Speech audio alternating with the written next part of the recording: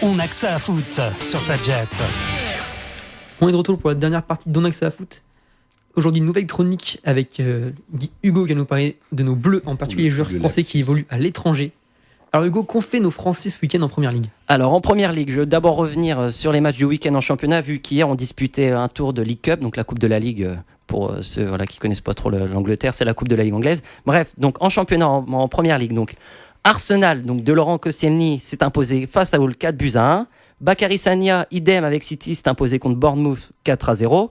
À West Ham, Dimitri Payet, donc il a réalisé une super passe décisive magnifique, le coup du foulard, je ne sais pas si vous l'avez vu, un centre pour Antonio. Il a aussi obtenu un penalty, mais malheureusement West Ham a dû s'incliner, face à West Bromwich 4-2. Très triste début de saison de West Ham qui est 18e de première. Et puis un joueur, les gars, qui revient en forme, qui avait fait quelques apparitions en équipe de France et qui fait un très gros début de saison, c'est Etienne Capoue, qui a confirmé son très gros début de saison pour Watford.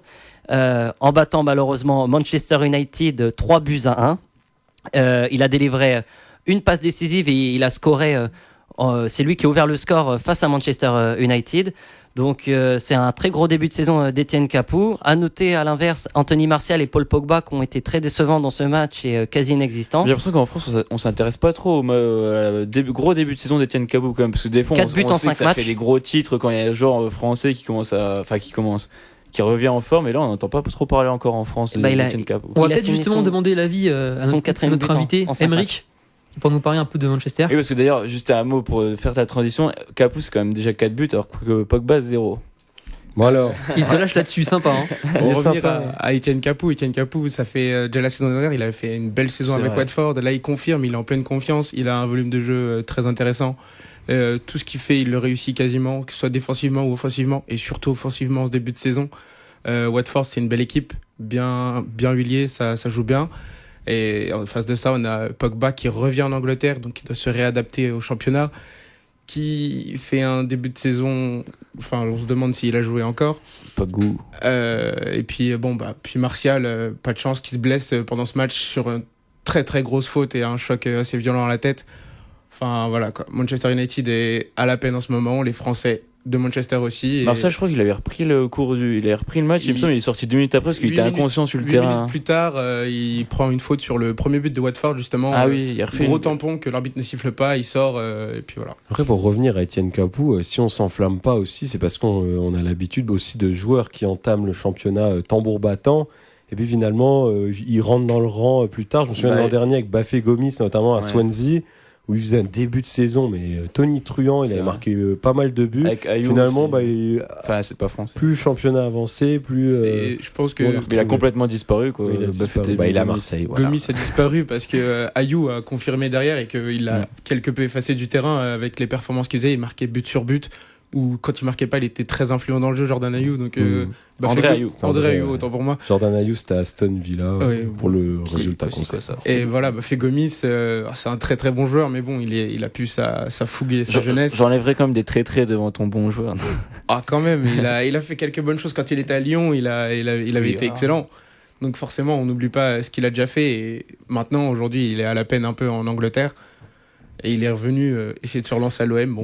C'est vrai que début de saison très difficile pour Manchester United avec sa deuxième défaite en 5 matchs pour les Mancuniens de José Mourinho, qui occupe donc la 7e place de Première Ligue avec quand même 6 longueurs de retard sur le rival City qui est premier, qui est en tête.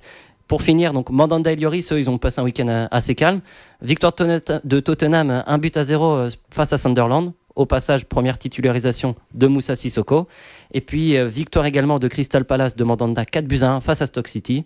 Donc Mandanda, il joue, ça y est. C'est vrai que j'avais vu qu'au début de saison il jouait pas et j'ai pas fait attention s'il avait pris la place de titulaire à Crystal Palace, donc apparemment je pense que d'après son entraîneur, il avait dit que il allait lui arriver la même entre guillemets mésaventure qu'Hugo Lloris, c'est-à-dire il lui faudrait le temps de s'adapter au jeu, etc. Brad Friedel, Lloris qui était pas Brad Friedel qui avait 75 ans. Lloris aussi a mis du temps à s'imposer dans les buts de Tottenham. Maintenant, il en est le capitaine. Puis Mandanda aussi, cette année, il a pas joué l'Euro, mais il était comme dans le groupe France. Il est revenu un peu tard de vacances. Et puis pour finir, donc Kanté et Chelsea qui sont inclinés à 2-1 vendredi face à Liverpool avec un magnifique but. Alors c'est peut-être le but de l'année, on ne sait pas encore, mais le but d'Anderson, le capitaine des Reds, le deuxième but, fantastique. Et ça se fait plus trop ce genre de but. C'est frappe de loin. C'est vrai que dans le foot moderne, on a plus tendance à vouloir rentrer dans le but. Florian Martin avec Sochaux contre Reims le lundi dernier. Oui, merci Nicolas. En même temps, prouver une fois de plus que tu as bien sport. Le spécialiste de ce genre de but, c'était Lampard ou encore Steven Gerrard. Maintenant qu'ils sont plus là, on en a vu un autre ce week-end, Arsenal ou City, avec une super frappe de Granit Xhaka également. Ouais, également aussi, très beau but. Très très beau. Et donc au classement, donc ça nous donne premier City avec 15 points, suit donc Everton qui fait aussi un gros début de saison, on n'en parle pas trop, mais qui suit derrière avec 13 points. Et puis ensuite, donc on a Tottenham sur la troisième marche du podium avec 11 points. Et ensuite, on a un trio Arsenal, Chelsea, Liverpool qui ont tous les trois 10 points.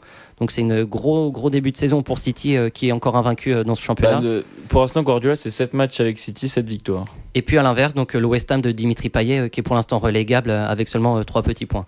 Donc on a quand même un favori qui se dégage en Angleterre, messieurs, ce serait Manchester City. Est-ce que c'est long, une saison de Manchester va être intouchable cette année en première ligue? Une saison de première ligue, c'est très long. Souvent en Angleterre, il y a des blessures, il y a des suspensions. Donc, le fameux Boxing Day. Tu peux pas gagner tous les matchs. Tu peux rester invaincu une saison, j'en sais quelque chose. Mais c'est vrai que City. Il a un peu, vous savez, City avait un jeu sur la fin de saison dernière un peu frileux. C'est vrai que Guardiola est arrivé. Il a notamment transformé Raheem Sterling. C'est impressionnant la transformation. C'est plus un tout droit. Il fait Kevin De Bruyne qui est un peu mieux aussi. Qui est fantastique. C'est le joueur de ce début de saison. Je veux dire, il est moins absent. L'année dernière, on savait qu'il était souvent absent lors des matchs. Et là, cette année, il est plus régulier. Et puis hier, donc messieurs, on joue un tour de League Cup. J'ai vu que vous aviez suivi vos équipes avec la très grande intention. Donc des résultats vite fait. Donc Leicester, le champion en titre, a été battu 4-2 par Chelsea. Nottingham Forest a perdu sur sa pelouse 4-0 face à Arsenal. Nottingham qui évolue en D2 anglaise. Liverpool s'est imposé 3-0, pareil, chez une D2 à Derby County. Origi qui a marqué, qui joue à Lille.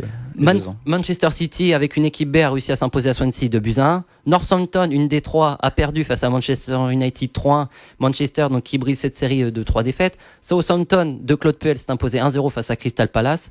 West Ham, de Dimitri Payet, a eu beaucoup de mal face à Accrington, une D4, avec un but de Dimitri Payet, donc à la 96e minute, victoire de West Ham 1-0. Tottenham s'est fait plaisir et a gagné 5-0 face à Gillingham, une D3. Et enfin, Norwich, c'est la surprise, est allé battre Everton, donc le deuxième de première ligue, 2-0. Everton a failli signer Moussa Sissoko. Et donc, on a eu le tirage, donc avec notamment le choc pour ces huitièmes de finale entre Manchester United et Manchester City pour ce prochain tour. Et Liverpool-Tottenham quand même. Liverpool-Tottenham et West Ham-Chelsea. West Ham-Chelsea, c'est ça. D'ailleurs, je reviens, on parlait des équipes qui jouent dans leur nouveau stade. On se souvient de West Ham quand même qui cette année joue dans le stade olympique. C'est leur première saison dans le nouveau stade et comme quoi ils jouent au Upton Park, il me semble, avant West Ham. Et là, ils sont complètement à la ramasse cette saison, West Ham, c'est impressionnant. Il tente de passer à la Bundesliga, Hugo. Ouais, je vais aller très très vite. Donc en Allemagne hier, donc il y avait une journée de championnat. Donc le Bayern de Munich s'est imposé 3-0 face à l'Hertha Berlin. Berlin qui était pourtant invaincu avant de cette rencontre. Et Steve Frank, Franck Ribéry, a ouvert le score. Steve Frank, c'est son petit surnom dans le Nord. Donc il a ouvert le score pour les Bavarois. Donc d'un super but, un peu à la Messi. Il a dribblé 3 joueurs dans la surface avant de marquer à la 16e. Il a enrhumé, il a fait des crochets un peu Boateng face à Messi. Après le défenseur de Hertha Berlin qui est tombé sur les fesses et Ribéry qui a marqué. Thiago Alcantara doublé la mise à la 68e. Et puis Arjen Robben qui revenait de blessure après une longue blessure au mois de mars et une autre qu'il avait contractée au début de saison en juillet, qui a enfin marqué pour le 3e but des Bavarois, 3-0. Donc les joueurs de Carlo Ancelotti qui sont en tête du championnat. Et derrière eux, donc il y a Cologne, c'est la belle surprise. Cologne d'Anthony Modeste, qui a joué à Bastia et qui a joué à Bordeaux. Deuxième meilleur buteur de première ligue. Vraiment une belle carrière en Allemagne. Qui fait d'ailleurs aussi une belle carrière en Allemagne, qui s'est imposé 3-1 face à Schalke 04 qui avait battu Nice en Ligue Europa. Donc début de Huntelaar à la 36, Modeste à la 77e, Zoller à la 84. Et donc Cologne qui est intercalé entre le Bayern et Dortmund. Bayern qui est en tête, suivi donc de Cologne. Et Cologne qui est suivi par qui, messieurs? par le Borussia Dortmund de Raphaël Guerreiro et d'Ousmane Dembélé qui ont été aussi très en vue lors de la victoire de Dortmund 3-1 face à Wolfsburg. 5-1, excusez-moi, face à Wolfsburg. Donc troisième victoire d'affilée des coéquipiers de Pierre-Emerick Aubameyang. Guerreiro a inscrit un but dès la 4e minute, c'est lui qui a ouvert le score. Il va délivrer ensuite 2 passes décisives et puis il va y avoir aussi le premier but en Bundesliga d'Ousmane Dembélé et un doublé de à la 59. Aubameyang. Et un doublé de Pierre-Emerick Aubameyang et c'est Piszczek qui va conclure le festival de 5-1 pour Dortmund face à Wolfsburg. Et au classement, on retrouve donc le Bayern Munich en tête avec 12 points, Cologne 2e avec 10 points et Dortmund 3e avec 9 points. Voilà. Très rapidement, un mot sur la Liga. Et la Liga, j'ai vite. Donc hier, c'était le gros choc en Espagne avec le Barça qui a accueilli l'Atlético, pardon, messieurs. Donc la soirée, donc un but partout, mais la soirée qui était marquée notamment par la blessure de Lionel Messi qui est sorti à la 59e avec une déchirure à la cuisse droite. 3 semaines d'indisponibilité pour le joueur argentin. Donc gros coup dur pour les Catalans.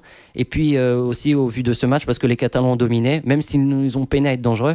Il y a eu l'ouverture du score de Rakitic et puis ensuite l'égalisation sur l'une des seules occasions des Colchoneros par André Correa. Tu parlais de Boateng avant, Mascherano il a fait une belle Boateng quand même. Et malheureusement donc les Français ils ont été très peu en vue, notamment Griezmann et Gamero. Griezmann qui a eu un raid solitaire en deuxième mi-temps, mais Gamero qui a été très discret. Donc ça a été dommage pour nos Français dans ce match. Et puis le Real qui a fait match nul face à Villarreal, un but partout. Donc je vais très très vite. Donc statu quo en tête de la Ligue. L'émission se termine, je suis désolé Hugo, on va devoir arrêter là-dessus. Merci messieurs. Merci quand même les gars, merci avant la fin. Tu nous as coupé d'un seul coup là, oui, il restait 10 secondes. Merci à vous de nous la avoir dictature écoutés. reprend place. On se retrouve la semaine prochaine sur Fadjet. À la même heure. Allez, ciao. Au revoir à tous.